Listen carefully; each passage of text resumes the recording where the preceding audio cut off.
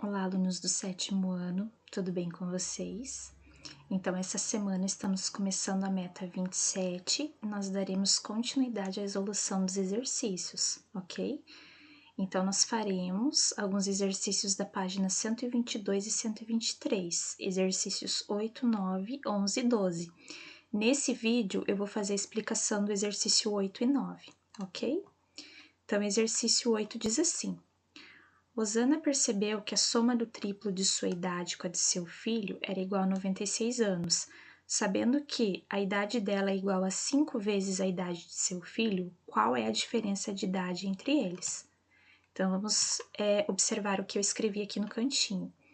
Fiz assim, eu chamei de x a idade do filho, e como ela tem 5 vezes a idade do filho, é 5 vezes x, tá?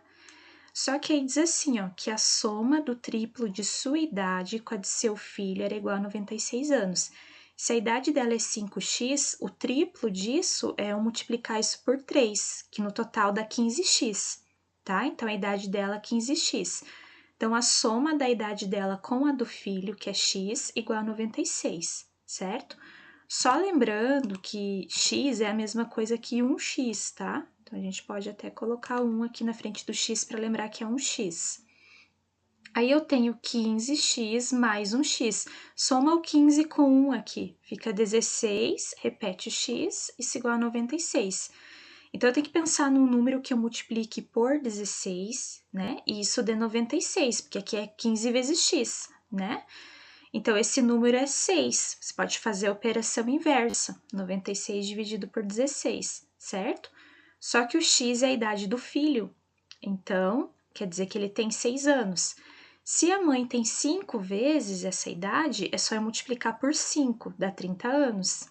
Então, a diferença de idade entre eles é só eu fazer, então, 30 menos 6, né? 30 anos menos 6 anos, que dá 24 anos, certo? Questão 9. Bianca tem em sua conta bancária uma quantia igual a 1/5 da quantia de que ela necessita para montar seu escritório.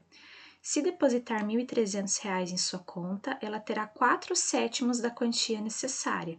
Qual é a quantia de que Bianca necessita para montar o escritório? Então, eu pensei assim, ó, chamei de X essa quantia que ela precisa para montar o escritório, tá? E eu fui montando uma equação com os dados aqui do nosso problema. Então, diz assim que na conta bancária, ela tem uma quantia igual a 1/5 desse X, né? Ou seja, 1/5 dessa quantia que ela precisa montar o escritório. Então, aqui eu escrevi, ó, 1/5 de X. Aí, ela depositou 1.300, então, mais 1.300. E isso totalizou 4/7 da quantia necessária que ela precisa, né? Para montar o escritório, ou seja, 4/7 de X. Só que eu tenho frações. Então, primeira coisa, passei um traço aqui e acrescentei o 1 embaixo do 1.300, para ele também virar fração. Para trabalhar com fração, mesmo sendo uma equação, eu vou precisar tirar o MMC, tá? Entre 5, 1 e 7, que dá 35. Coloquei todo mundo aqui sobre 35. Daí, eu fiz 35 dividido por 5 dá 7. 7 vezes 1x, 7x. 35 dividido por 1 dá 35. 35 vezes 1.300 dá 45.500.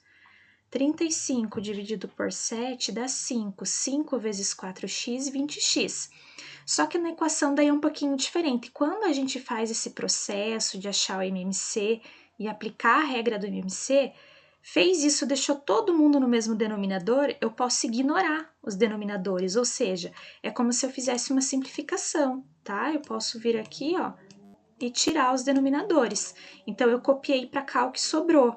Sobrou 7x mais 45.500, isso igual a 20x, tá? Lembra da regra da cerquinha da semana passada, que foi em uma aula gravada, que eu expliquei um exemplo para vocês, de que a gente fazia de conta que o nosso sinal de igual era uma cerquinha e que alguns números teriam que pular essa cerquinha. Por exemplo, esse 20x, ele precisa ficar junto com 7x, então ele tem que pular a cerca para cá. Só que toda vez que ele pula a cerquinha, ele tem que trocar o sinal. Como aqui não tinha sinal, era 20x positivo. Ele pulou para cá, ó, tá vendo na segunda linha? Ele passa a ser negativo. E por que aqui eu coloquei um zero? Porque daí não ficou ninguém desse lado, né?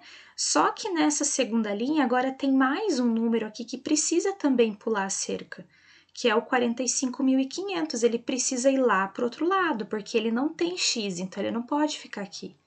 Como ele precisa pular lá para o outro lado, ele precisa mudar o sinal dele também. Então, veja que aqui na terceira linha, ele era mais, pulou, a cerquinha ficou menos, tá? Mudou o sinal.